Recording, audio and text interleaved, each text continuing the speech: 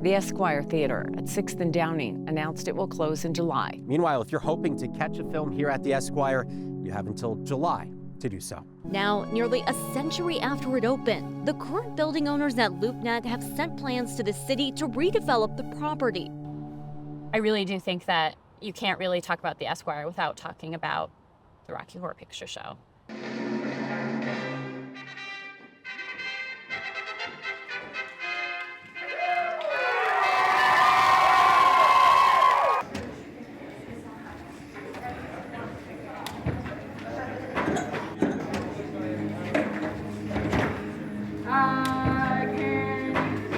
I can speak, I can talk, I can make sounds, I can sing. No, I can't sing, I suck at singing. How's the volume up there?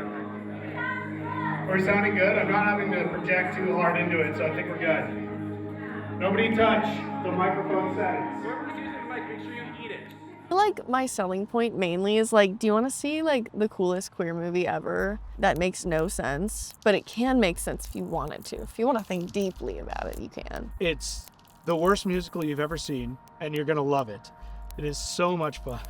If you've ever wanted to yell at the stage before, or thought, I'd like to throw something during the middle of this performance, you might be into Rocky Horror Picture Show. Colorado elusive ingredient, the Rocky Horror Picture Shadow cast, they make Rocky Horror. They're the best, these cast members. The Rocky Horror Picture Show was released in the 70s. The Esquire is one of the only theaters in the country that's showed it nonstop since its release. But the Esquire people, they know it's their community theater, it's their community Rocky. They know what to expect, and they show up and we end up moderating people at Rocky performances more than anything.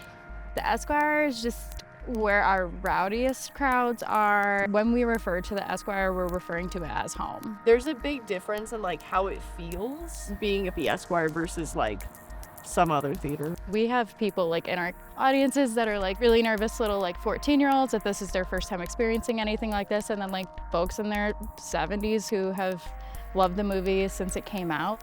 It's a huge point where queer people can get together, and there's a community there that's very strong. When I go into the audience and I see young queer people, I see a lot of people alone that go to shows and they make friends there. When you're a kid, you don't really know how to verbalize that you're queer, especially in a sort of environment that's pushes that down and is nope, no you're not. We exist as a safe space for them to express themselves in whatever ways, including in racy ways that are expressed in the movie.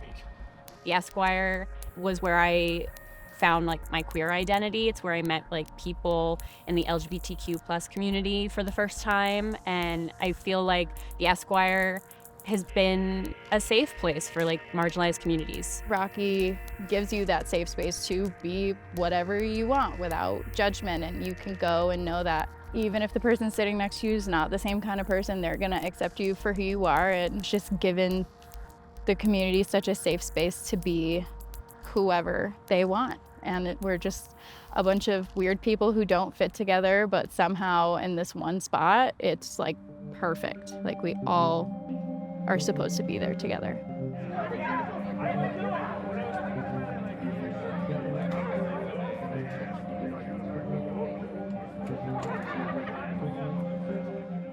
I don't know, just that it's important to fight about what makes a difference, what those little things that make life worth living. We're staying with the Esquire until doors close. Rocky Horror Denver isn't going anywhere. We are still going to be doing things, and we are going to be trying to just put out more shows for people. Yeah, come in, see movies. Go to the Room, go to Rocky Horror. We need to get our butts to the Esquire. We will be looking for kind of a new home, so to speak, but we're not going to rush into anything. We have to make sure it's the right fit for us and for the venue. But just continuing that and continuing forward, changing and letting the cast evolve and be what it is, but also still capturing the magic that is Rocky Horror.